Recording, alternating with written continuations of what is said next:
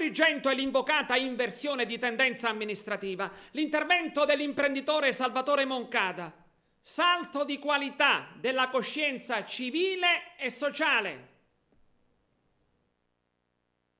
Ma qua l'inversione di tendenza di un territorio come il nostro può essere fatta solo ed esclusivamente se si alza una coscienza sociale e civile e se si pensa non solo al proprio io, ma soprattutto si pensa al bene collettivo.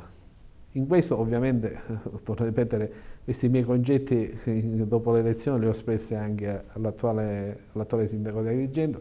Gli ho detto che sarà molto difficile per lui governare questa città. Se ci riuscirà sarà estremamente bravo, se non ci riuscirà sarà un'altra grande delusione da un punto di vista. Però dico, Agrigento è difficilissima da gestire, molto difficile. Tu ad Agrigento non puoi neanche regalare le cose, perché se le regali c'è un motivo per cui le stai regalando. Io devo essere sincero, a Porto Empedocle spesso, ed è una cosa, perdonate, che non è per il caffè, spesso tu entri al bar e la gente ti ringrazia. Io non ho fatto nulla a Porto Empedocle, ho fatto solo quello che era il mio piano industriale. Poi il piano industriale, tra l'altro, che seppure interrotto, ad Agrigento avrebbe avuto un massacro da questo punto di vista, si è interrotto non per colpa mia, si è interrotto perché sono cambiate le condizioni economiche, e anche le situazioni normative relativamente agli impianti di energia rinnovabile.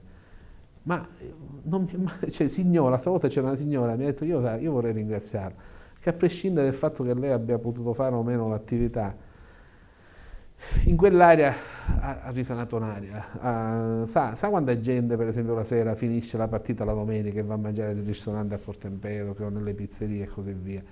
L'atmosfera è cambiata, sa quella rotatoria che ha fatto non ci sono più gli incidenti stradali. E allora io dico, alla fine stiamo parlando di 8 km di distanza, noi stiamo parlando di una città, a Messina-Trapani, ecco, per essere molto chiaro. C'è questo DNA che nasce dalla politica, ai giornalisti, è uno spaccato trasversale. Uno spaccato trasversale che purtroppo inquina la nostra città e che penso che la gente deve iniziare a indignarsi, anziché cavalcarla, indignarsi per questo.